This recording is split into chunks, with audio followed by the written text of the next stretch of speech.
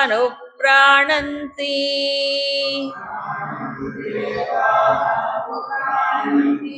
మనుష్యా పశవశ్చ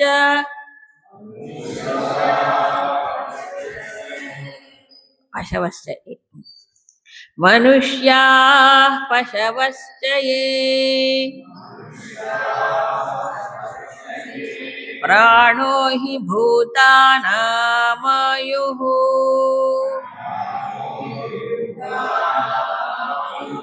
తస్మాత్ సర్వాయుషముచ్యతే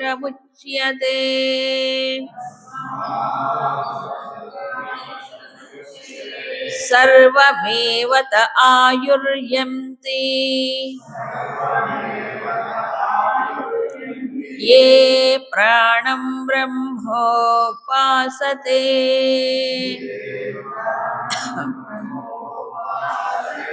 ప్రాణో హి భూతానామాయుః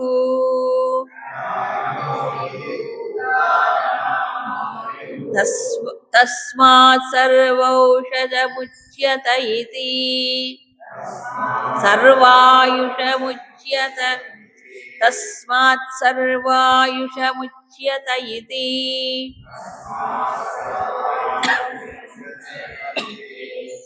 ప్రాణం దేవా అనుప్రాణంతి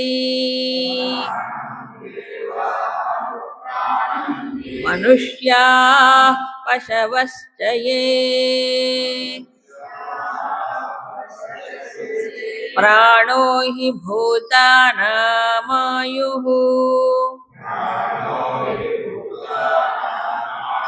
తస్మాత్ సర్వాయుషముచ్యతే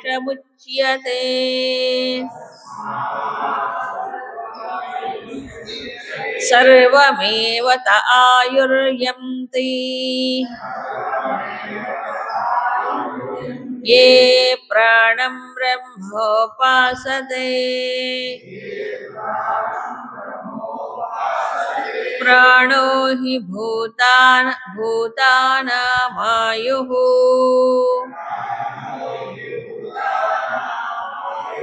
తస్మాత్ సర్వాయుషముచ్యత ఇతి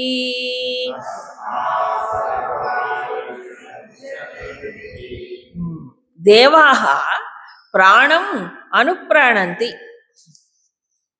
దేవతలు ఈ ప్రాణం ఏదైతే ప్రాణశక్తి ఉంది కదా దాన్ని అనుసరించి ఉంటారు దేవతలు కూడా ప్రాణాన్ని అనుసరించి ఉంటారు అంటే ప్రాణం అందుకే గొప్పదన్నాడు ఎక్కడ మనుష్యాః పశవః చయే దేవతలే కాదండి మనుషులు పశువులందరూ కూడా ప్రాణాన్ని అనుసరించి ఉంటారు అంతేగా ఎంత తెలివితేటలున్నా ఎంత శక్తి సామర్థ్యాలు ఉన్నా ప్రాణం బాగాలేదంటాడు అవునా డల్ అయిపోతాడు ఎంత తెలివితేటలున్నా ఇది బాగాలేపటప్పటికీ అయిపోతుంది దాన్ని అనుసరించే ఉంటాడు దీన్ని దాటిపోయిన వాడి సంగతి వేరు అవునా జనరల్గా చెప్తున్నారు ఇక ప్రాణోహి భూతానామాయు ఎందుకని భూతం సర్వ ప్రాణులకి కూడా ప్రాణమే ఆయువు నిజమేగా ప్రాణం లేకపోతే పోతే ఆయువు లేదు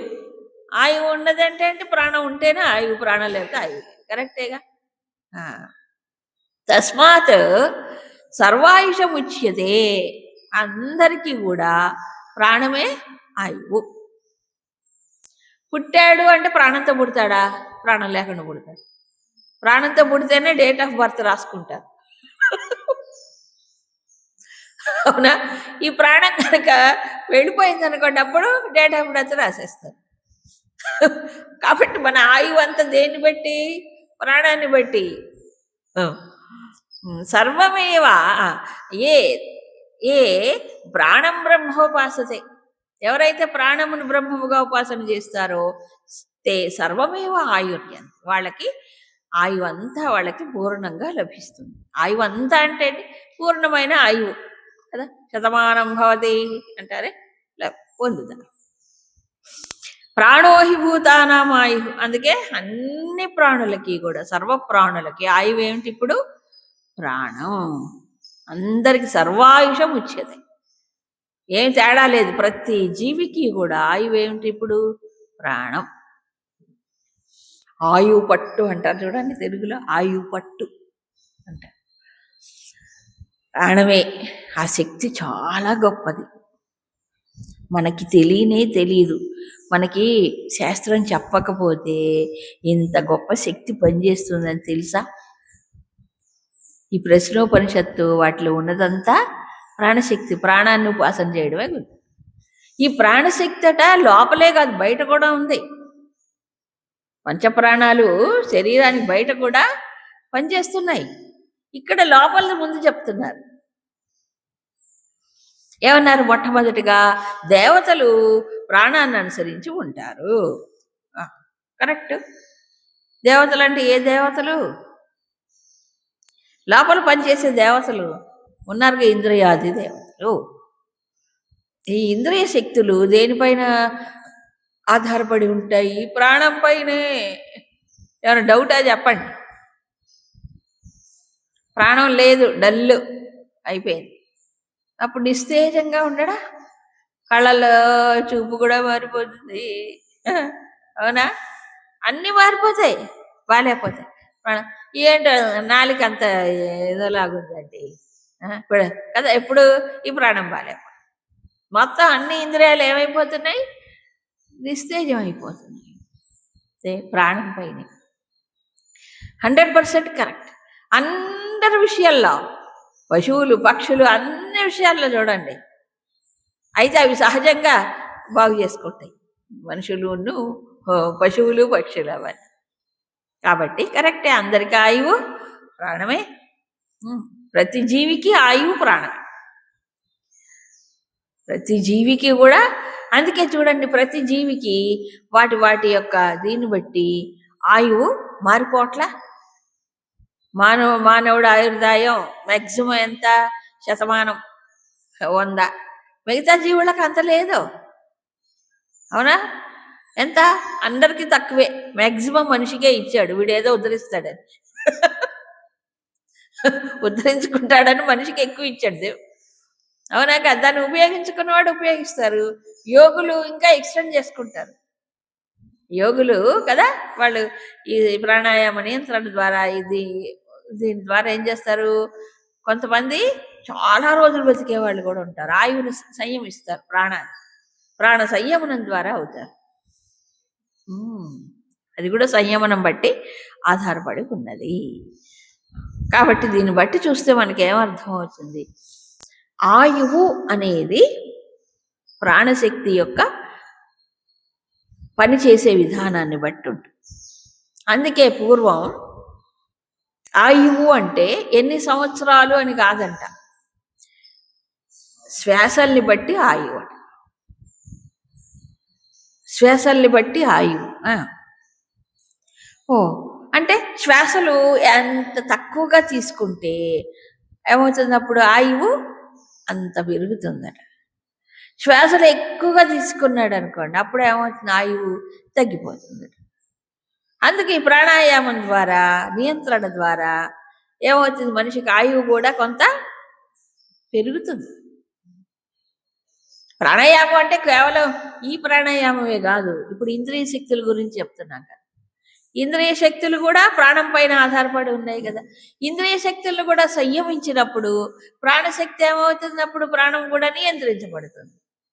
ఇండైరెక్ట్గా, డైరెక్ట్గా కాకపోయినా. లేకపోతే ఇంద్రియాలు ఇలాగ ఎప్పుడు విచ్చలవిడిగా వెళ్ళిపోయాయి అనుకోండి, ప్రాణశక్తి ఏమైపోతుంది? వృధా అయిపోతుంది. అయిపోట్లా? అప్పుడు కూడా ఆయువు తగ్గిపోతుంది. సో ఒకదానికోటి బాగా క్లోజ్లీ కనెక్టెడ్, ఇంటర్ కనెక్టెడ్. కాబట్టి ఇంద్రియ శక్తులు ప్రాణం పైన ఆధారపడ్డాయి. కాబట్టి ఇంద్రియాల యొక్క వ్యవహారంపై ఈ ప్రాణము నియంత్రణ కానీ, ప్రాణము ఖర్చు అయిపోవటం కానీ ఉంటుంది. ఇదో శక్తి కదా అందరి జీవుళ్ళల్లో. అయితే ప్రకృతిలో ఉన్నటువంటి జీవుళ్ళకి ఈ నియంత్రణ సహజంగా ఉంటుంది. మనిషికి విచక్షణ బట్టి ఉంటుంది. మనిషికి ఒక్కడికే విచక్షణ బట్టి ఇది ఉంటుంది. అందుకే మనిషి అన్నాడు. ఏముంది? బుద్ధి ఉంది కాబట్టి దాన్ని బట్టి చెప్పాను. కాబట్టి ప్రాణమును కూడా ఏం చేయాలంట? బ్రహ్మముగా ఉపాసన చేయాలి. నిజమే, ఈ పంచభూతములు పరమాత్మలోంచే వచ్చాయి. ఆత్మన ఆకాశ సంబోధే చెప్పాడు. మరి ఈ ప్రాణం ఎక్కడి నుంచి వచ్చింది? ప్రాణం ప్రాణం చూడండి, గాలి, ఇది వాయువు అంటాం. వాయువు, ఈ బయటికి లోపలికి వెళ్ళే వాయువు దేన్ని బట్టి పనిచేయ? లోపల ప్రాణాన్ని బట్టి పనిచేస్తుంది. ప్రాణం ఉంటే వాయు సంచారం, ప్రాణం లేకపోతే వాయువు లేదు. ఆ ప్రాణశక్తి కంటికి కనిపించదు. వాయువు మాత్రం మనం తెలుసుకోవచ్చు, ఇలా నియంత్రణ చేయవచ్చు. వాయు శ్వాసను నియంత్రణ చేస్తాం. దాన్ని బట్టి ఈ లోపల ఉండే ప్రాణాన్ని కొంతవరకు నియంత్రిస్తాడు. ఆ ప్రాణశక్తి ఎవరిచ్చారండి మనకి? నేను ప్రాణం పోయగలనా, ప్రాణం తీయగలనా? చెప్పండి చూద్దాం. ఎవడైనా ప్రాణం పోసేవాడు లేడు, ప్రాణం తీసేవాడు లేడు. ఆ నిర్ణయం ప్రకారం జరిగిపోతుంది. ఏ డాక్టర్లు కూడా ప్రాణదాతలు గారు, బిల్లు దాతలే. ప్రాణం పోయలేరు, ప్రాణం తీయలేరు. టైం ఉన్నంత వరకు ఉంటుంది, పోయే టైం వేస్తే పోతుంది. అది ఎక్స్టెండ్ చేస్తారు ఎవరైనా? చేయలేరు. సో ప్రాణశక్తి లోపల ఇండిపెండెంట్గా పనిచేస్తుంది. నిజానికి ఆలోచిస్తే మనకు కొన్ని ఉపనిషత్తులు చెప్తారు, ప్రాణం అనేది లోపల ఉన్నటువంటి ఈ ఆత్మ ఏదైతే ఉందో, చైతన్య రూపమైన ఆత్మ, ఆ చైతన్యమే ప్రాణశక్తిగా పనిచేస్తుంది. కాన్షియస్నెస్ అంటాడు. అందుకే ప్రాణం ఉన్నంత వరకు మనిషి కాన్షియస్గా ఉంటాడు. అవునా? ప్రాణం లేకపోతే అయిపోయి, అది వ్యక్తం కాదు. చైతన్యం ఉన్నంత వరకు ప్రాణం ఉంటుంది, చైతన్యం లేకపోతే ప్రాణం ఉండదు. కాబట్టి ప్రశ్నోపనిషత్తులో కూడా చెప్పారు ఇది. అంతా ఈ ప్రాణశక్తి యొక్క పనిచేసే విధానం అంతా చెప్పి శిష్యుడు ప్రశ్న అడుగుతాడు, మీకు గుర్తుందో లేదు, ఏమని? ఈ ప్రాణం ఎక్కడి నుంచి వచ్చింది అని అడుగుతాడు.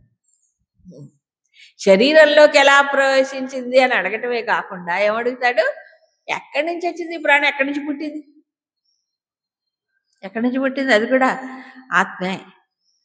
అన్నిటికీ ఒకటే మూలం, వేరు వేరు మూలాలు లేవు. అందుకే శరీరంలో చైతన్యం ఉన్నప్పుడు అది ప్రాణముగా వ్యక్తమవుతుంది. కాబట్టి ఏం చెప్పారు? ఎవరైతే ప్రాణమును బ్రహ్మముగా పరమాత్మగా ఉపాసిస్తారో అన్నాడు. ఇది నా ప్రాణం, ఇది నా ప్రాణం, నాకు పంచప్రాణాలు, నాకు 6వ ప్రాణం, నీది కాదు, ఇది నీది కాదు ఈ ప్రాణం. కాబట్టే మనకు తెలియకుండా వస్తుంది, మనకు తెలియకుండా పోతుంది. నాదే అవునా? ఎప్పుడు పోతుందో తెలియదు, ఎప్పుడు వచ్చిందో మనకు తెలియదు. నాదైతే నా కంట్రోల్, నాది కాదు ఇది. భగవంతుడు ఇక్కడ పనిచేస్తున్నాడు, ఈ రూపంలో ఆడుతున్నాడు. భగవంతుడు ప్రాణ రూపంలో పనిచేస్తున్నాడు. ఏంటి సత్యాత్మ ప్రాణారామం మన ఆనందం చెప్పలే, ప్రాణములలో రమించేవాడు అవుతాడు. కాబట్టి ఈ జీవన విధానం లోపల శరీరంలో ప్రాణం పనిచేస్తుందంటే ఎవరండి? ఎవరు నడిపిస్తారు?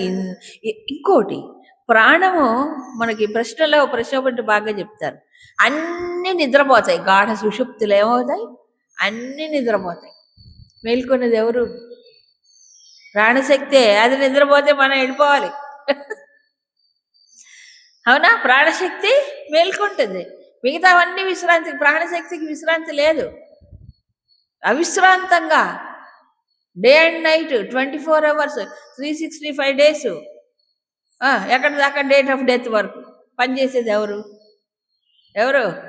ప్రాణశక్తే. ఎవరు చేయగలరు చెప్పండి? చేయలేరు. ఇంద్రియాలు విశ్రాంతి, శరీరం అలసిపోతుంది, ఇంద్రియాలు అలసిపోతాయి, మనస్సు అలసిపోతుంది. అవిశ్రాంతంగా పనిచేసేది ఎవరు? 70 ఏళ్ళు, 80 ఏళ్ళు, 90 ఏళ్ళు ప్రాణశక్తి. మరి ఏం శక్తి చెప్పండి? ఎవరైనా అలా చేయగలరా? రోజుకి 6 గంటలు, 7 గంటలు, 8 గంటలు చేసేప్పుడు అలసిపోతాడు మనిషి. కానీ ప్రాణశక్తి అందరికీ శక్తిని ఇస్తుంది, సర్వులకు. అది అలసట ఏమీ లేదు, నిత్య నిరంతరం పనిచేస్తుంది ప్రాణశక్తి. కానీ ప్రాణాగ్నులు మేల్కొంటున్నాయి. కానీ స్వపంతి జాగ్రత్త అని ప్రశ్నోపరిచలో అడుగుతాడు. అప్పుడు ఈ ప్రాణాగ్నులు మేల్కొంటున్నాయి అని చెప్తారు. గాఢ నిద్ర పోయినా మనము ప్రాణాలు మాత్రం పనిచేస్తున్నాయి లోపల. ఎట్లా మన రాత్రి పోయి ఇక్కడ దాకా తిని పడుకుంటే పాప రాత్రి అంతా నైట్ డ్యూటీ చేసేది ఎవరు? ప్రాణాగ్ని. పొద్దునగా అన్ని అరిగిపోతుంటాయి. అవునా? అన్ని శ్వాస ఏమన్నా ఆగిందా మన నిద్రపోతే? ఆగలేదు కదా, పనిచేస్తుంది కదా, అన్ని పనిచేస్తుంది. కాబట్టి ఊహాతీతమైనటువంటి ఒక మహాశక్తి ప్రాణం. మంది కాదు. నా ప్రాణం కొట్టుకుంటారు కానీ ప్రాణం కూడా నాది కాదు. నిజానికి ఏది నాది కాదు. ఆలోచిస్తే పంచభూతాలు నావి కాదు. నేనేం సృష్టించలేదు, నేనేం దీన్ని తయారు చేసుకోలేదు, వచ్చిందంతే. ప్రాణం కూడా ప్రవేశించింది, మళ్ళీ వెళ్ళిపోదు. నా కంట్రోల్ ఉందా? కొంతవరకు. ఏది ప్రాణాయామం కొంతవరకు నియంత్రించబడుతుంది కదా. అందుకని ప్రాణమును కూడా బ్రహ్మముగా ఉపాసించిన వాడికి ఏమవుతుంది? అప్పుడు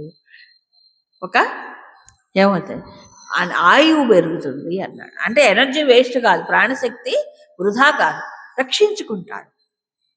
ఈ ప్రాణమును ఏం చేసుకుంటాడు? అప్పుడు శక్తిని వృధా కాకుండా, ఇది భగవంతుడు ఇక్కడ ఆడుతున్నాడు అన్నప్పుడు ఏం చేస్తాడు? సద్వినియోగం చేసుకుంటాడు. ఎందుకంటే కర్మేంద్రియ వ్యాపారాలు, జ్ఞానేంద్రియ వ్యాపారాలు ఇవన్నీ ప్రాణం ద్వారా నియంత్రించబడుతుంది కదా.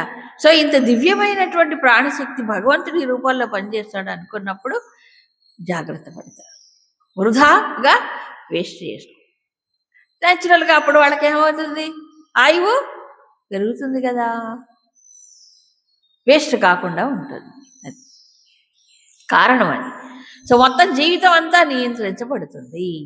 సో అందరికీ కూడా ఆయువు అనేది వాళ్ళ యొక్క కర్మల్ని బట్టి నియంత్రించబడ్డ ప్రాణశక్తి ఆయువు. ఆ ప్రాణశక్తి భగవంతుడి యొక్క స్వరూపముగా చేసిన వాడు ఏమవుతున్నాడు? ఈ కోశములో నుంచి ఈ కోశంలో ఇరుక్కుపోకుండా బయటపడతాడు. ఇది కూడా ఒక కోశమే. దీంట్లో నుంచి బయటపడేటువంటి అవకాశం లభిస్తుంది.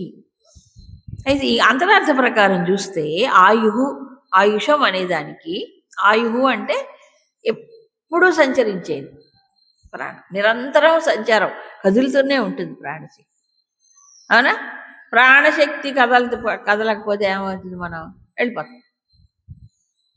ఆయుషం నిరంతరము ఇది కదులుతూ ఉంటే ఆ ప్రాణమే తాదాత్మ్యం చెందినప్పుడు వాడు ఏమవుతున్నాడు? అతను కూడా ఎప్పుడు చంచలమే అవుతుంది,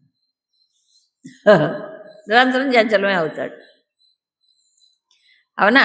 నిరంతరం కదలికే ఉంటుంది ప్రాణంలోనే కూర్చున్నప్పుడు. ఎందుకు? ఇది ఎప్పుడు కదులుతుంది కదా, నిరంతరం సంచారం లేకపోతే ప్రాణం ఇవేమి పనిచేయవు. కానీ దాంట్లో ఇరుక్కుపోయిన వాడు ఏమవుతున్నాడు? ఎప్పుడు చంచలం. అందుకని అదేం చేస్తుంది? ఇరికించేది అంటాడు. ఎప్పుడు ప్రాణంతోనే తాదాత్మ్యం. ప్రాణం పరమాత్మగా భావించిన వాడు ఇరుక్కుపోడు. అది తేడా. ప్రాణమే నేననుకొని ఇంతే ఉంది ఇది అనుకోని తాదాత్మ్యం చెందిన వాడు ఇరుక్కుపోతాడు కదా. నా ప్రాణం అనుకుంటూ పోతాడు. లేకపోతే ప్రాణాన్ని తీసుకొచ్చి అక్కడ కూడా పెడతాడు. చిన్నప్పుడు మనము బొమ్మరిల్లు, చందమామ కథల్లో చదువుకునేవాడు. ఓ రాక్షసుడు ఉంటాడు. రాక్షసుడు వాడు ప్రాణం ఎక్కడో 7 సముద్రాల అవతల ఏదో ఒక దీవిలో కదా, ఏదో ఒక గుహలో ఓ చెట్టుని ఆ పక్షి లోపల పెట్టాడు అంటాడు. ఓ రాజకుమారుడు వెళ్ళి అనేక సాహసాలు చేసి ఆ పక్షిని చంపేస్తే వాడు ప్రాణం కోసం. చిన్నప్పుడు కథల్లో చదువుకునేవాడు. ప్రాణం ఎక్కడో ఉంటుందా? ఎక్కడుంటుంది? ఇక్కడే, ఈ లోపలే నిత్య నిరంతరం తిరుగుతుంది కదా. కాబట్టి సరి అయినటువంటి ఆచరణ, ముఖ్యంగా కర్మేంద్రియ వ్యాపారాలను కూడా ప్రాణశక్తి నియమిస్తుంది. అందుకని ఎవరైతే ఈ ప్రాణమును బ్రహ్మముగా ఉపాసిస్తారో ఈ ఇంద్రియ వ్యాపారములు ఏమవుతాయి అప్పుడు చెప్పండి? జ్ఞానేంద్రియములు, కర్మేంద్రియ వ్యాపారములు అన్నీ కూడా ఏమవుతాయి? నియంత్రించబడతాయి. అలాంటి వాడు ఏమవుతున్నాడు? సహజంగానే నియంత్రణ ఉన్నప్పుడు ఎదుగుతాడు, ఉద్ధరింపబడతాడు, తన్ని తాను ఉద్ధరించుకో. అందుకు ప్రాణమును నా ప్రాణం అనకూడదు, ఒట్టి గాలి అనుకోకూడదు. మరెవరు? భగవంతుడు, పరమాత్మ. ఆయన అందుకని ప్రాణమును పవిత్రముగా భావిస్తాడు కదా. అందుకే పెద్దలు ఏ ప్రాణినైనా హింసిస్తే ఏమవుతుంది? వాళ్ళకి పాపం వస్తుంది అని చెప్పలే. ప్రాణిహింస, ప్రాణుల్ని హింసించినప్పుడు వాళ్ళకి పాపం వస్తుంది. సో ప్రాణము అంత పవిత్రమైనది, ప్రాణం వల్లనే అందరూ జీవిస్తున్నారు. కాబట్టి ప్రాణమును బ్రహ్మముగా ఉపాసించిన వాడు ఎదుగుతాడు. నా ప్రాణం నా ప్రాణం అనుకున్నవాడు ఈ శరీరంతోనే తాదాత్మ్యాన్ని ఇరుక్కుపోతాడు. చెప్పి దీంట్లో ఉత్తర పక్షం అవన్నీ చెప్పాడు కదా, దక్షిణ పక్షం, తర్వాత ఇరికించేది ఏది, విడిపించేది చెప్పి పృథివీపుచ్చం ప్రతిష్ట ఇవన్నీ చెప్పాడు. ఇకపోతే మరొకటి, ఈ ప్రాణమునకు కూడా మించినటువంటిది ఒకటి ఉంది, అది చదువుకోవాలి. 3వ అనువాకం 2వ భాగం. తస్యైష ఏవ శారీర ఆత్మా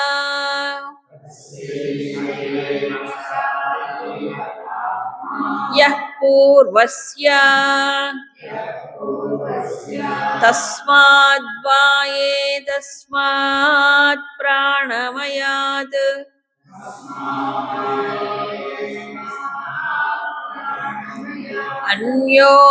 అన్యోంతరాత్మా మనోమయః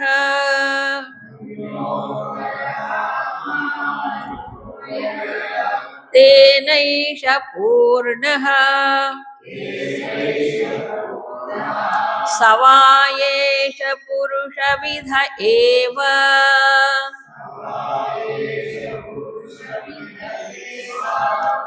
తస్య పురుషవిధతాం అన్వయం పురుషవిధః తస్య యజురేవ శిరః ఋగ్దక్షిణః పక్షః సామోత్తరః పక్షః ఆదేశ ఆత్మా అధర్వాంగిరసః పుచ్చం ప్రతిష్ఠా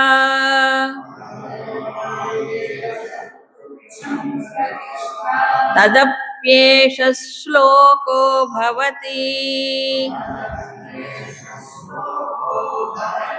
మళ్ళీ తస్యైష ఏవ శారీర ఆత్మా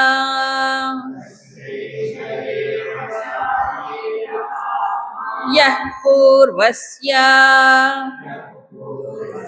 తస్మాద్వా ఏతస్మాత్ ప్రాణమయాత్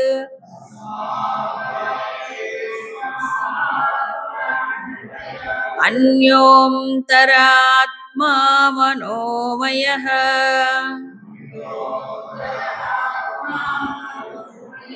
తేనైష పూర్ణః సవాయేష పురుషవిధ ఏవ తస్య పురుషవిధతాం అన్వయం పురుషవిధః తస్య యజురేవ శిరః ఋగ్దక్షిణః పక్షః సామోత్తరః పక్షః ఆదేశ ఆత్మా అధర్వాంగిరసః పుచ్చం ప్రతిష్ఠా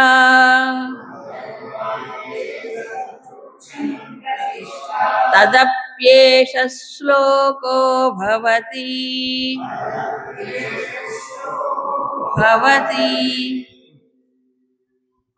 తస్య ఏష ఏవ శరీర ఆత్మ. ఇంకోటి ఉంది. ఇప్పుడు దీని తర్వాత ఏ ప్రాణం వస్తుంది? ఏ కోశం వస్తుంది? ప్రాణమయానికంటే లోపల ఉన్నది మనోమయం.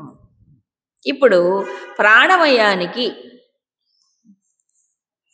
లోపల ఉండే ఆత్మ ఎవరు? ఎవరు? ప్రాణమయానికి ఆత్మ మనోమయం అని చెప్పాడు. మనోమయ అంతః అన్య ఆత్మ. ఈ ప్రాణమయానికి లోపల ఆత్మగా ఉన్నది మనోమయం. ఇందాకట్లాగే మొత్తం డిట్టో తేన ఏష పూర్ణ. ఈ మనోమయం లోపల ప్రాణమయం లోపల మనోమయం మొత్తం నిండి ఉంటుంది. ఈ పురుషుడు ప్రాణమయ పురుషుడిని అనుసరించే మనోమయుడు ఉంటాడు కదా. దానిలాగానే ఇది కూడా ఉంటుంది. ప్రాణమయాన్ని అనుసరించి ఉండటమే కాదు, అది ఎట్లా పనిచేసి ఇది కూడా అట్లాగే ఉంటుంది. నిండి ఉండటం, పూర్తిగా దానిలాగానే వ్యవహరించడం జరుగుతుంది. విధానం కూడా అది అనుసరించి ఉంటుంది. తస్య యజురేవ శిర. ఇక్కడ మాత్రము మారిపోతాయి. ఇందాక శిరస్సు, ప్రాణం, అపానం ఏమన్నారు? ఉత్తరపక్షం, దక్షిణపక్షం, వ్యానం ఇవి చెప్పాడు. ఇక్కడికి వచ్చేటప్పటికి మారిపోతాయి. మనోమయుడు ఇంకొంచెం సూక్ష్మమైన స్థాయిలో ఉంటాడు. అవునా? కాస్త ఎదిగిన వాడు, వ్యాపకత్వం ఎక్కువ. మన ప్రాణం మహా ఇది శరీరంలోనే పనిచేస్తుంది. మన ప్రాణం అంటే శరీరంలో పని. కానీ మనస్సు ఎక్కడ పనిచేస్తుంది? ఎంత దూరమైనా వెళ్ళిపోతుంది మనస్సు. ప్రాణం అలా పోదు. ప్రాణం శరీరాన్ని విడిచిపెట్టిపోదు. మనస్సు అయ్యోయ్యో ఎన్ని వేల మైళ్ళ దూరం వెళ్ళిపోవట్లే మనస్సు. ఎంతలో? చిటికలో. అంటే దీనికి ఏమైంది? మనస్సుకి వ్యాపకత్వం ఎక్కువ, స్పీడ్ ఎక్కువ. మనం ఏమనుకున్నాం? వ్యానమే మొత్తం తిరుగుతుంది అబ్బో అనుకుంటాం. మనస్సు ఇంకా వేగం, ఇంకా ఎక్కువ దూరం వెళ్ళిపోతుంది. అవునా కాదా? చెప్పాడు. ఇప్పుడు కాబట్టి దీని యొక్క విధానం వేరు. తస్య యజురేవ శిర. ఇక్కడ యజుస్సు అంటే యజుర్వేదం. ఇక్కడికి వచ్చేటప్పటికి మరిపోయినాయి. యజుస్సు అది శిరస్సు. రుక్కులు కలిగి ఉన్నటువంటిది ఋగ్వేదం అన్నాడు. సో ఋగ్వేదం ఏమైందట?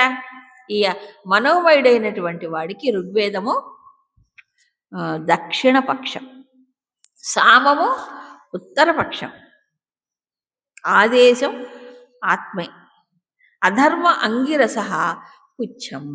అది తోక ప్లస్ ప్రతిష్ట, ఆధారము కూడా.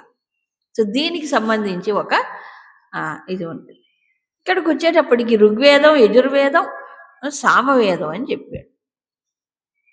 ఈ వేదాలు ఎందుకు వచ్చాయండి? మనోమయుడి దగ్గరకు వచ్చేటప్పటికి వేదాలు విషయం చెప్పాడు. కారణం ఏంటో, మనోమయుడికి ఏముంటుంది? ఇక్కడ ఫ్రీడమ్ ఉంటుంది, ఉండదా? ప్రాణాలకి ఫ్రీడమ్ లేదు, శరీరం లోపలే ఉంటాయి. మనసు ఎంత దూరమైనా పోతుంది, ఎక్కడికైనా పోతుంది, ఎక్కువ వీటికి ఉంటుంది. సో దీనికి ఏం కావాలి? ఒక నియంత్రణ కావాలి. ఎక్కువ వ్యాపకత్వం, వేగం ఉంటుంది కదా. ఈ వేగాన్ని, వ్యాపకత్వాన్ని గనక నియంత్రించకపోతే ఏమైపోతాడు మనిషి? పగ్గాలు లేని గుర్రాలు అయిపోతాడు. కాబట్టి ఇక్కడికి వచ్చేటప్పటికి మరిపోయి రుక్కు, యజుస్సు, సామం. అందుకని యజుహు శిర. ఋగ్వేదం దక్షిణ పక్షం, ఇది కూడా చెప్పాడు. మరి విడిపించేటువంటిది సామం ఉత్తరపక్షం. దీంట్లో ఆదేశ ఆత్మ. మరి ఆదేశం ఇంతకుముందు ఋషి లాస్ట్లో మనకు చెప్పినాడు. ఏది మొదటి వల్లిలో ఆదేశం, ఏష ఆదేశ, ఏష ఉపదేశ అని చెప్పలే, ఏష వేదోపనిషత్ అని చెప్పాడు. సో వేదాల్లో చెప్పినటువంటిది ఏమిటి? నిజానికి ఆదేశమే. అంతే. ఆదేశం అంటే ఏంటి? అనుల్లంఘనీయమైనది, శాసనం లాగా. సరే. అధర్వాంగిరసం పుచ్చం, తర్వాత ప్రతిష్ట, రెండు. ఇదేమిటో మళ్ళీ చెప్పుకుందాం మనం. అధర్వాంగి రసం అంటే ఏంటో అది చెప్పుకుందాం. ఇప్పుడు వేదముల్లో కూడా ఇప్పుడు 3 వేదాలని ఒక కేటగిరీ కింద తీసుకొస్తారు. 4వమైనటువంటి అధర్వణ వేదం ఉంది చూశారు, అది దానికి సపరేట్గా కూడా చెప్తారు. అధర్వణ వేదంలో ప్రయోగాత్మకమైనటువంటి అంశములు ఉంటాయి. ప్రయోగాత్మకం అంటే ఇప్పుడు ఏదైనా ఒక పర్టికులర్ ప్రయోజనాన్ని కోరి చేసేటువంటి ప్రక్రియ, ప్రయోగాలు ఉంటాయి. శాంతిని కోరో, మారణ హోమం, అలాంటి రకరకాలు ఉంటాయి అనుకోండి. అందులో మంచి చెడు అన్నీ ఉంటాయి, ప్రయోగాలు ఉంటాయి. అవన్నీ ఎక్కువ అధర్వణంలో చెప్పబడ్డాయి. అదొకటే కాదు అధర్వణం, మరేమిటి? అసలు అధర్వణ వేద పురోహితుడు బ్రహ్మ అంటారు యజ్ఞం జరిగేటప్పుడు. అనే నిశ్చలమైనటువంటి తత్వాన్ని వైపు, పరమాత్మ వైపు తీసుకెళ్ళేది కూడా, చలించినటువంటి నిశ్చలత అది చెప్తారు. అధర్వణం కూడా గొప్పదే. ఇప్పుడు ఈ మూడింటిని త్రైవిద్య అంటారు, త్రయీ విద్య అంటారు. మన భగవద్గీతలో త్రైవిద్యా మాం సోమపాః పూతపాపాః అని చెప్పారు. అలా ఇవన్నీ ప్రపంచ విషయాలకు సంబంధించినటువంటిది. అధర్వణం ప్రత్యేకమైన సైన్స్. అలా రకరకాల ఇంటర్ప్రిటేషన్స్ ఉన్నాయి వీటిల్లో. ఇందులో శారీర ఆత్మ, ఇప్పుడు చూడండి అన్నీ కూడా మనోమయం అయినటువంటి వాడు తస్య ఏష శారీర ఆత్మ అన్నాడు. ఈ మనోమయుడు ప్రాణమయానికి ఆత్మే కానీ ఎలాంటి ఆత్మ? శారీర ఆత్మ. ఏది శారీరాత్మ ఏంటి? శారీర అంటే శరీర సంబంధమైనవే కాదు, ఇంకో అర్థం. శరీరం అనే పదానికి అర్థం ఏం చెప్పారు? ఆ అర్థం ఎందుకు వచ్చిందట? దేహ అంటే దహింపబడేది దేహం అంట. ఏమిటి? దహింపబడేది దేహం. తర్వాత శారీర అంటే శ్రు అనే ధాతువుని తీసుకున్నప్పుడు అది నశించిపోయేది. ఏది? శరీరం. అంతేగా? శరీరం నశించిపోకుండా ఉంటుందా? ఎందుకు? పంచభూతాలతో తయారైంది, పంచభూతాలు పోవాలి, అందుకే దాని పేరు శరీరం అని పెట్టి. అందుకని ప్రాణమయుడికి లోపల మరొకడు ఉన్నాడు. ఏమిటి? శారీర ఆత్మ. ఇది కూడా నిలకడ ఉండేది కాదు. మనస్సు, మనోమయం. ఇందులో యజుహు శిరః, యజుహు శిరః. యజుహు అంటే ఒకటి యజుస్సులు అని అర్థం.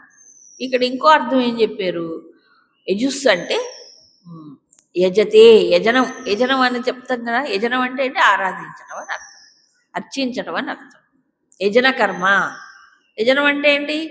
పూజించటం అని. ఈ మనస్సుకి సహజంగా ఒక లక్షణం ఉంటుంది. ఏమిటా లక్షణం? కొన్నింటిని మనస్సు ఏం చేస్తుంది? చాలా ఇష్టపడుతుంది. ఇష్టపడదా? తన్ని తాను మనసు ఏం చేస్తుంది? అప్పుడు తాను ఏ దానికైతే ఇష్టపడుతుందో అప్పుడు దానికి ఏం చేస్తుంది మనస్సు? తన్ని తాను అక్కడ అర్పణ చేసుకుంటుంది. మనస్సుకి ఒక లక్షణం ఉంది. ఏంటి అంటే తనకు గొప్పగా అనిపించిన దాన్ని, తనకు బాగా అనిపించిన దాన్ని ఏం చేస్తుంది మనస్సు? ఏం చేస్తుంది? గౌరవిస్తుంది. అవునా? పూజిస్తుంది. తనకు నచ్చిందే, ఇతరులు చెప్పింది కాదు. ప్రమాణం తీసుకోవడం మళ్ళీ వాడు మనస్సు అట్లాంటిది. ఇప్పుడు చూడండి, ఎంత దాకా పోక్కర్లేదు. ఇప్పుడు యూత్ అంతా ఎవరిని పూజిస్తారు? దేవుణ్ణి కాదు, మరెవరిని? సినిమా యాక్టర్లనే. సాయిబాబాని పూజించినా పర్వాలే, కొంచెం బెటరే. గురువుల్ని కాదు, దైవాన్ని కాదు, మరి ఎవరిని పూజిస్తారు? యాక్టర్లు. వాళ్ళకి దైవాలు వాళ్ళే, ప్రత్యక్ష దైవాలు. అవునా? కళ్ళకు కనిపిస్తోంది. ఎవరే అన్యాయం, అక్రమం, దురాచారం. వాళ్ళు యాక్షన్ చేస్తున్నారు, నిజంగా జీవిస్తున్నారు ఏమన్నా? యాక్షనే. వాళ్ళు యాక్షన్ చేయడానికి డబ్బులు తీసుకుంటున్నారు, లక్షలు లక్షలు, కోట్లు కోట్లు. నువ్వెందుకు వాళ్ళని పట్టుకొని ఆరాధించేది? అవునా కదా? ఎంత మరి స్టాండర్డ్స్ అంత పడిపోయినాయి సమాజంలో. ఏంటి అభిషేకాలు చేసుకుంటూ, పూలదండలు వేసుకుంటూ, హారతులు ఇచ్చుకుంటూ, రామచంద్ర దేవుడికి కూడా పోయి చేయరు ఆ పనులు. దేవుడికి కూడా చేయరు. ఊరేగింపు వస్తే హారతి ఇచ్చే నాదులు లేడు ఇప్పుడు పల్లెల్లో కూడా. దేవాలయాల్ని వెళ్ళి దీపం పెట్టే నాదులు లేడు. కడుతున్నారు బట్ శ్రద్ధలే. ఒకప్పుడు ఏ పల్లెలోనైనా దేవాలయం అంటే హార్ట్ ఆఫ్ ద విలేజ్.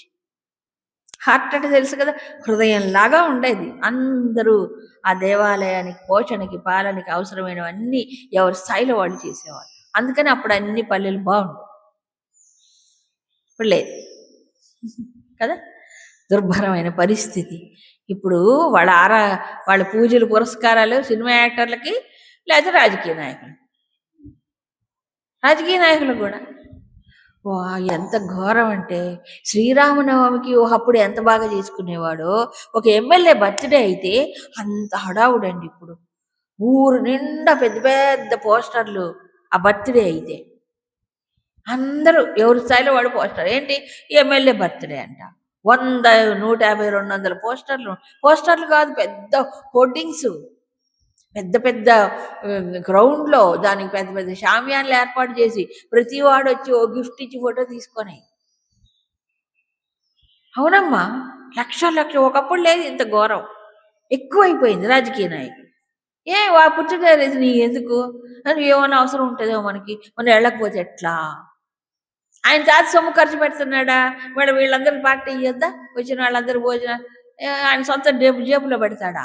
పెట్టడు కదా.